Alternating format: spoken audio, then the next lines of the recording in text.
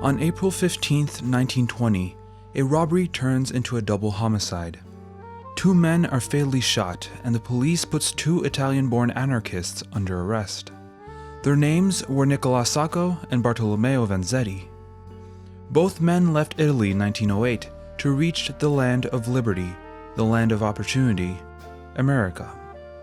Yet, they quickly get disillusioned. They see the poverty and the misery created by inequality. They both read the works of Italian anarchists such as Enrico Malatesta, and both see anarchism as a way of abolishing misery and creating a cooperation-based society. When the United States joined World War I in 1917, both anarchists, being opposed to the war, leave for Mexico where they will meet for the first time. They come back to America under false names. Sacco finds a job in a shoe factory, and Vanzetti becomes a fish peddler. 3 weeks after the double homicide, they are arrested for being suspicious characters. In 1921, they are both found guilty for the double homicide, though there's a clear lack of evidence.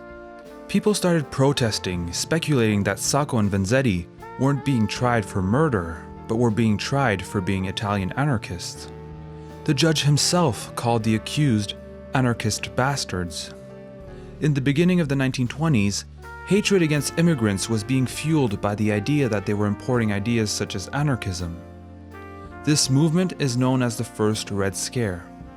The political and economical elite felt tremendously endangered by the growing labor movement, and the First Red Scare was a response to that.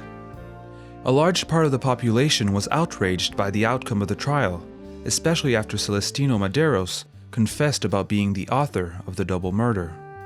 But that didn't change anything. An independent advisory committee was created and decided that Nicola Sacco and Bartolomeo Vanzetti shall be executed on August 23, 1927.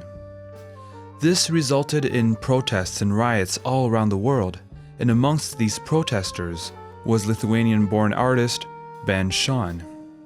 He was born in 1898 in a socialist Jewish family and moved to America in 1906, only 2 years before the two Italian anarchists.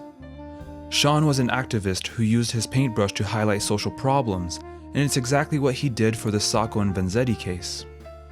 Between 1931 and 1932, he creates a series of 23 paintings to honor the men and denounce the lack of justice. He mostly used pictures in order to accurately represent the different characters in his scenes. We can see this in the most popular painting of the series, The Passion of Sacco and Vanzetti. In it, you see the two victims in their coffins, Sacco on the left and Vanzetti on the right.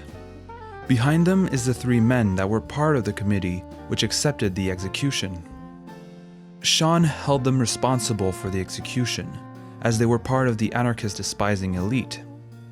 Samuel Stratton was the president of MIT, Lawrence Lowell was Harvard's president, and Robert Grant was a retired judge. They were wealthy and powerful, which is exactly what Sacco and Vanzetti opposed. They are holding white lilies, which could be seen as hypocritical, as white lilies are used at funerals to represent the purity of the soul. These men are carrying these flowers ironically, or just as a formality, but either way, they're certainly not grieving the death of Sacco and Vanzetti. The same could be said about Judge Webster Thayer. He's taking an oath, which could also be made ironically, or just done as a formality, since he clearly didn't respect it by executing the two men. Shahn thought that this event would be extremely impactful. He saw a dominant class declaring war to a dominated class. Sacco and Vanzetti were martyrs. They were killed for their beliefs. They were victims of the system's violence.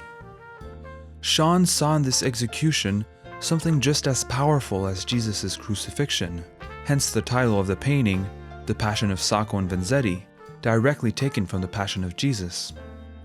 Here's what he had to say about it in 1944. Ever since I could remember, I'd wished that I'd been lucky enough to be alive at a great time, when something big was going on, like the crucifixion, and suddenly realized I was. Here I was, living through another crucifixion. Here was something to paint.